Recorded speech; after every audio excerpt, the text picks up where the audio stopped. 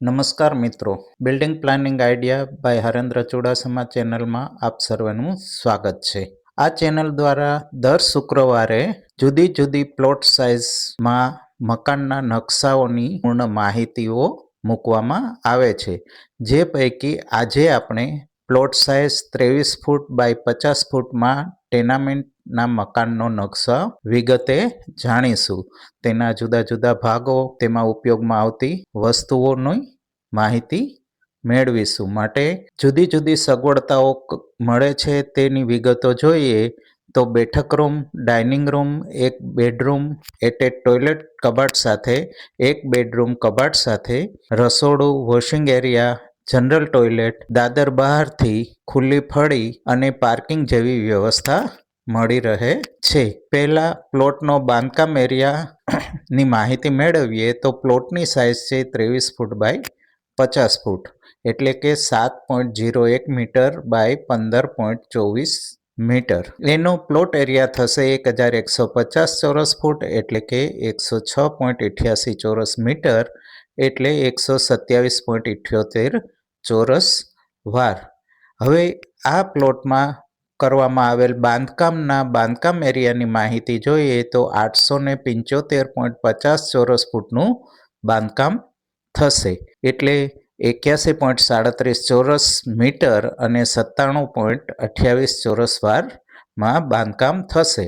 અને આ બ્લોકમાં બારી દરવાજાઓ મૂકેલ છે જેની માહિતી જોઈએ તો ડી દર્શાવેલ જગ્યાએ દરવાજો 3 ફૂટ 9 ઇંચ બાય 7 ફૂટ, D1 દર્શાવેલ જગ્યાએ દરવાજો 3 ફૂટ બાય 7 ફૂટ, D2 જગ્યાએ દર્શાવેલ દરવાજો 2 ફૂટ 9 ઇંચ બાય 7 ફૂટ, D3 જગ્યાએ દરવાજો 2 ફૂટ 6 ઇંચ બાય 7 ફૂટ, W દર્શાવેલ જગ્યાએ બારી 4 ફૂટ બાય 4 ફૂટની અને W1 દર્શાવેલ જગ્યાએ બારી 4 ફૂટ બાય 3 ફૂટની રહેશે. તેમજ V દર્શાવેલ જગ્યાએ વેન્ટિલેશન 2 ફૂટ બાય 1.5 ફૂટનું રહેશે. હવે આપણી આ ટેનામેન્ટના જુદા જુદા રૂમો, તેની વિશેષતાઓ, રૂમની સાઇઝ, એરિયા, એપ્રોચની માહિતી જેવી જરૂરી માહિતીઓ વિશે જાણીશું. સૌપ્રથમ રોડ પરથી પ્રવેશ કરતા 8 ફૂટ બાય 15 ફૂટ 6 ઇંચ, એટલે કે 124 ચોરસ ફૂટનું પાર્કિંગ આવેલું છે અને 13 ફૂટ 9 ઇંચ બાય 11 ફૂટ 6 ઇંચ, એટલે કે 158.12 ચોરસ ફૂટની ફળી મળે છે, જેનો કુલ વિસ્તાર 282.12 ચોરસ ફૂટ થશે. તેમજ ફળીમાંથી દાદરમાં અગાસીમાં જઈ શકાશે. હવે ત્યાંથી અંદર પ્રવેશ કરતા બેઠક રૂમ આવે છે. ફળીથી સીધો જ બેઠક રૂમમાં પ્રવેશ થાય છે, જે 10 ફૂટ બાય 22 ફૂટ, એટલે કે 118.25 ચોરસ ફૂટનો બેઠક રૂમ અને ડાઇનિંગ સ્પેસ મળે છે, જેમાં સોફા, ટીપોય, ટીવી યુનિટની જગ્યા તેમજ જનરલ ટોયલેટ, બંને બેડરૂમ અને રસોડાની સીધી એન્ટ્રીઓ મળે છે.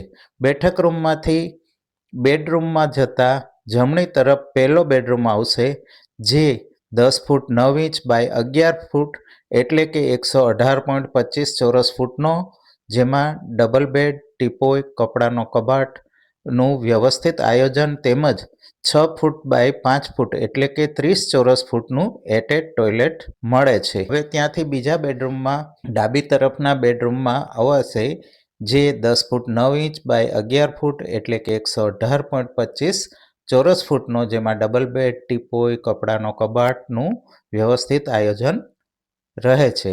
હવે જોઈએ કે જનરલ ટોયલેટ. બેઠક રૂમમાંથી બેડરૂમ તરફ જતા સામે જ જનરલ ટોયલેટ આવશે, જે 6 ફૂટ બાય 5 ફૂટ, એટલે કે 30 ચોરસ ફૂટનું મળશે, જે બેઠક રૂમ, બંને બેડરૂમ તેમજ રસોડા બધી તરફથી એપ્રોચેબલ રહે છે. હવે જોઈએ રસોડું. બેઠક રૂમમાંથી રસોડાની સીધી એન્ટ્રી મળે છે. 10 ફૂટ બાય 9 ફૂટ 3 ઇંચ, એટલે કે 92.50 ચોરસ ફૂટમાં પ્લેટફોર્મ, સિંક, પાણિયારું, ફ્રીજની જગ્યા. રસોડામાં પ્રવેશ પહેલા ડાઇનિંગ ટેબલ આવશે, તેમજ બહાર તરફ ઓટીએસમાં ચોકડીનો સમાવેશ કરવામાં આવેલ છે. હવે રસોડામાંથી પાછળ બહારની બાજુ ઓટીએસમાં washing area 14 foot 9 inch by 5 foot, એટલે કે 73.75 ચોરસ ફૂટની ખુલ્લી જગ્યા, જે વોશિંગ, ચોકડી વગેરે માટે ઉપયોગમાં આવે છે. તેમજ બેડરૂમ, રસોડું અને ટોયલેટ માટે બારી વેન્ટિલેશન માટે પણ ઉપયોગી થાય છે.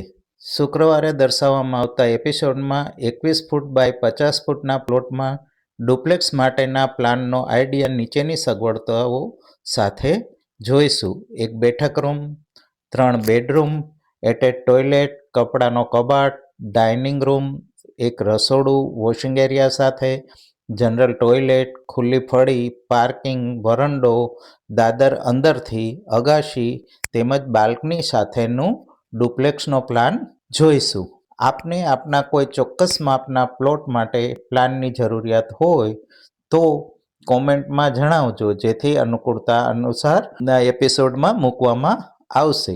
પ્લોટના માપ તેમજ જરૂરી વિગત સાથે કોમેન્ટમાં દર્શાવવી. મિત્રો, આવી જ ઉપયોગી માહિતીઓ મેળવતા રહેવા building planning idea by Harendra Chudasama ચેનલને લાઇક, શેર અને સબસ્ક્રાઇબ કરવાનું ભૂલશો નહીં.